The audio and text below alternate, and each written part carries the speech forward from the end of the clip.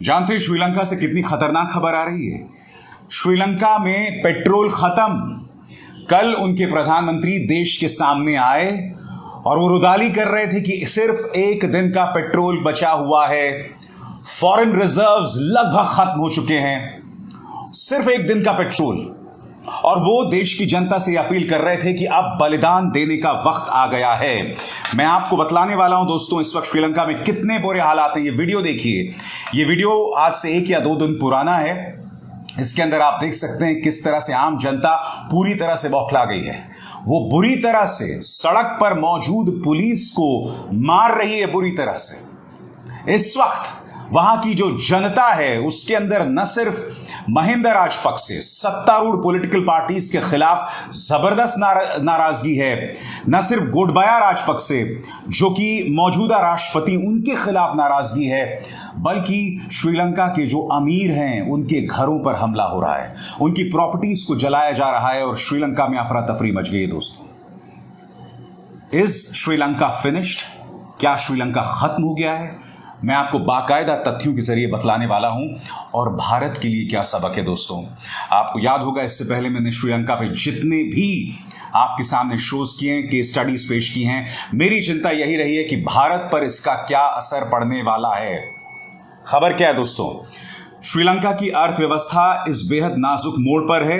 श्रीलंका के नए प्रधानमंत्री रणिल विक्रमसिंघे ने सोमवार को बताया देश में बस आज भर का पेट्रोल बचा है और कल से पेट्रोल खत्म हो जाएगा। वहीं देश के ऊर्जा मंत्री ने नागरिकों से पेट्रोल पंपों पर लंबी लाइनें नहीं लगाने की अपील की। श्रीलंका इस समय अपने अब तक के सबसे बुरे आर्थिक संकट का सामना कर रहा है। पिछले गुरुवार को देश के नए प्रधानमंत्री नियुक्त हुए रणिल विक्रमसिंघे ने देश को संबोधित करते हुए कहा कि श्रीलंका को इस समय अपने विदेशी मुद्रा भंडार में 7.5 करोड़ डॉलर की सख्त जरूरत है, जिससे वो जरूरी सामानों की खरीद कर सके विदेशों से। आज श्रीलंका की इतनी बुरी हालत है दोस्तों कि वो जरूरी सामान की खरीद नहीं कर पा रहा है। उसका विदेशी मुद्रा भंडार पूरी तरह से खाली है। भीख मांगने जैसी हालत हो गई है एक देश की। अपने आप में कितनी शॉकिंग तस्वीर है। और मैं आपको बतलाने वाला हूं दोस्तों कि वहां पर हालत क्या है। आपके स्क्रीन पर एक बार फिर आपको बता दें कि श्रीलंका सरकार को खर्च चलाने के लिए 2.4 ट्रिलियन श्रीलंकाई मुद्रा की जरूरत है, जबकि सरकार को मिलने वाला राजस्व यानी रिजर्व्स मात्र 1.6 ट्रिलियन ही है। जब से श्रीलंका में संकट शुरू हुआ, यह पहला मौका है जब श्रीलंका की ओर से इस सच्चाई को स्वीकारा गया है कि उसका विदेशी मुद्रा भंडार खत्म होने की कगार पर है, जिसकी वजह से वो तेल और बाकी जरूरी चीजें नहीं खरीद पा रहा है। दोस्तों, तेल नहीं खरीद पा रहा है, पेट्रोल जो है आज से खत्म। आप सोच सकते हैं दोस्तों कितनी भयानक तस्वीर बन रही है। और रणिल विक्रमसिंघे इस वक्त देश से कह रहे हैं कि मेरे हाथ बंधे हुए हैं, मैं क्या करूं। और वो समझ नहीं पा रहे हैं कि इस दुविधा से वो अपने देश को बाहर कैसे निकालें। उन्होंने क्या कहा, पढ़ के सुनाना चाहता हूं मैं आपको। विक्रमसिंघे ने देश की जनता को वार्निंग देते हुए, चेतावनी देते हुए कहा कि आने वाले कुछ महीनों में हमारी जिंदगी और मुश्किल में होगी। मैं किसी सच को छिपाना और जनता से झूठ नहीं बोलना चाहता हूं। हालांकि ये बातें डरावनी हैं, लेकिन सच्चाई अब यही है।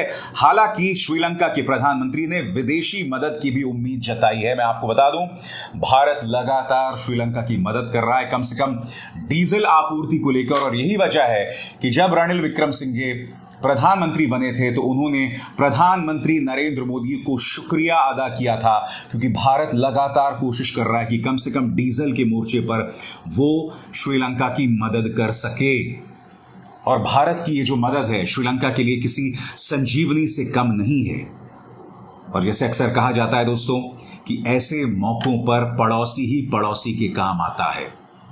आज भारत के लिए भी हालात कोई बहुत अच्छे नहीं है। आप जानते हैं गेहूं के निर्यात पर हमने रोक लगा दी है। हमारे यहां फिर भी पेट्रोल जो है वो तमाम रिकॉर्ड्स तोड़ रहा है। बेरोजगारी बद से बदतर है। आटे का दाम जो है उसने पिछले 13 साल के रिकॉर्ड को तोड़ दिया है दोस्तों।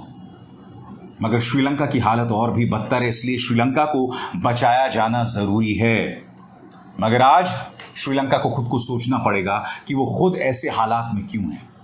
मैं फिर आपको याद दिलाना चाहूंगा कि श्रीलंका में पिछले 2-3 सालों से क्या चल रहा था।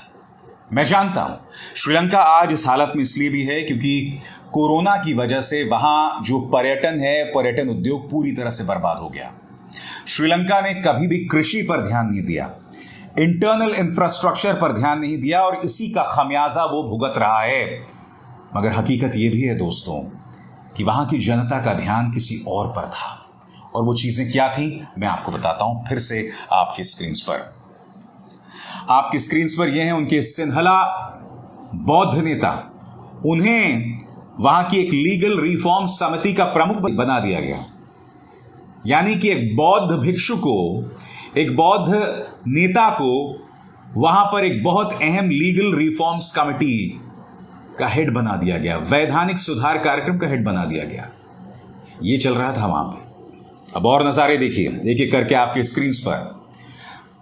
लंका बुद्धिस्ट मॉन्क्स डिमांड हलाल बॉयकॉट, हलाल पर पाबंदी। Sharp increase in violence against Christians, ईसाइयों पर हमले बढ़ रहे हैं। Sri Lankan Muslim face discrimination, harassment, violence. Amnesty का बयान, एमनेस्टी बयान कह रहा है कि श्रीलंका के जो मुसलमान हैं उनके खिलाफ पक्षपात, उन्हें परेशान किया जा रहा है, उनके खिलाफ हिंसा का इस्तेमाल हो रहा है। श्रीलंका की कैबिनेट ने बुर्के पर पाबंदी पर मुहर लगाई। Sri Lankan cabinet approves proposed ban on burqas in public. इसके बाद mobs attack mosques, Muslim owned shops and homes in Sri Lanka's Kurunegala district, यानी कि जो वहां के मॉब्स हैं वो लगातार वहां के मुसलमान के धार्मिक स्थलों, उनके घरों पर हमला कर रहे थे। In Sri Lanka presidential election deepens religious divisions, यानी कि वहां की जो राजनीति में है खुलेआम धर्म का प्रचार चल रहा था, जिसकी वजह वहां पर लगातार लोगों में बंटवारा बना हुआ था। इस वक्त महिंदा राजपक्से, वो आदमी जिसने वहां की जनता में बंटवारे पैदा किए, वो श्रीलंकन आर्मी के एक नेवल बेस में छुपा हुआ है। मैंने आपको वीडियो दिखाया था किस तरह से उनका परिवार भाग रहा था। यह दिन किसी को ना देखना पड़े दोस्तों। महिंदा राजपक्से के गुनाहों की सजा उनका परिवार भुगत रहा है और पूरा देश भुगत रहा है, क्योंकि पिछले 20 सालों से इनकी राजनीति का एक ही फोकस था कि माइनॉरिटीज पर हमला किया जाए, मुसलमानों पर, ईसाइयों पर, तमिलों पर। सिन्हला राष्ट्रवाद को उग्र किया जा रहा था। देश का ध्यान जिन चीजों की तरफ जाना चाहिए था उस तरफ नहीं जा रहा था। कार्यक्रम का नाम है भारत के लिए क्या सबक है। तो ये ना भूलें कि पिछले 2 दिनों से क्या चर्चा हो रही है इस देश में। पिछले 2 दिनों से इस बात की चर्चा नहीं हो रही हमारे देश में कि गेहूं के दाम पिछले 13 सालों में सबसे ज्यादा बुलंद हैं। इस बात की भी चर्चा नहीं हो रही कि आने वाले दिनों में पेट्रोल और डीजल के दाम में और आग लगने वाली है। बिल्कुल नहीं हो रही है। चर्चा इस बात की हो रही है कि ज्ञान व्यापी मंदिर परिसर में जहां वुजू किया जाता है वहां शिवलिंग मिला है, जबकि उसको लेकर भी असमंजस है। वो तस्वीर जो मैं अपने एक कार्यक्रम में आपको दिखा चुका हूं, उसमें दिखाई दे रहा है कि वो जो स्ट्रक्चर है वो शिवलिंग है या नहीं, उसको लेकर असमंजस बना हुआ है। उसके बारे में कहा जा रहा है कि वो फव्वारा है। अब देश इस बात को लेकर खुश है कि ज्ञान व्यापी परिसर से शिवलिंग मिल रहा है और हम सब उसको लेकर जश्न मना रहे हैं। हमारा फोकस क्या होना चाहिए दोस्तों? उसकी तरफ किसी का ध्यान नहीं है।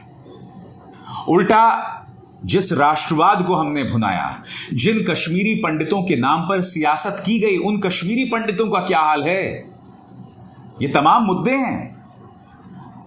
ना हम राष्ट्रवाद में कामयाब हो रहे हैं, धर्म का जो चलन है, जो कि सर्वधर्म संभाव की बात करता है, जो वसुदैव कुटुंबकम की बात करता है, यानी कि सभी धर्मों के प्रति समान भाव, पूरा विश्व मेरा परिवार है।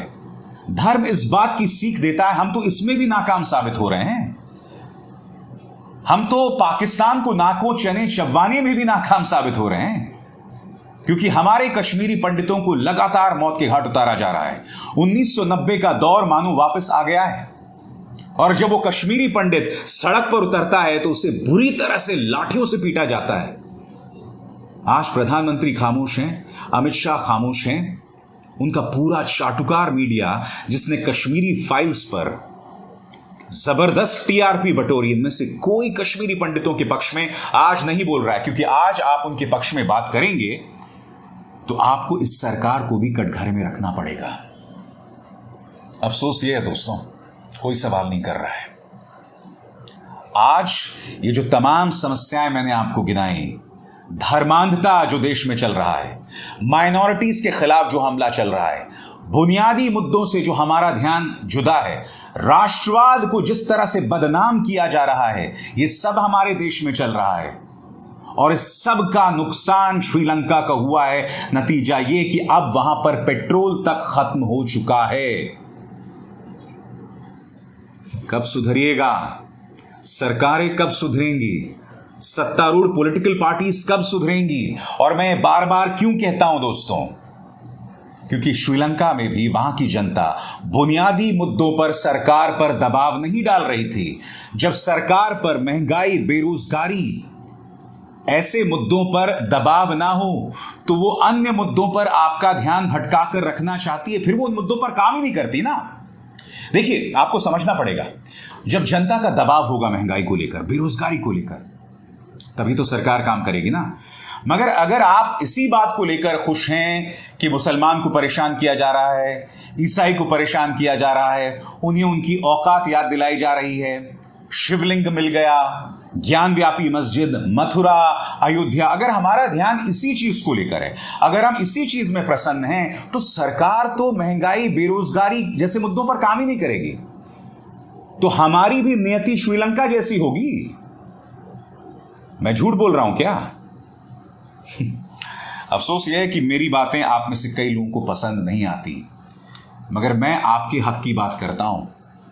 बहुत आसान है मेरे बारे में यह कहना कि मैं सिर्फ भाजपा की आलोचना करता हूं। अरे भाई, सत्ता में वो हैं। अरे भाई, ये पॉलिटिकल पार्टी जो है बुलडोजर के बहाने, धर्मांधता के बहाने असली मुद्दों से हमारा ध्यान भटका रही है। तो मैं उनकी आलोचना नहीं करूं तो किसकी आलोचना करूं बताइए?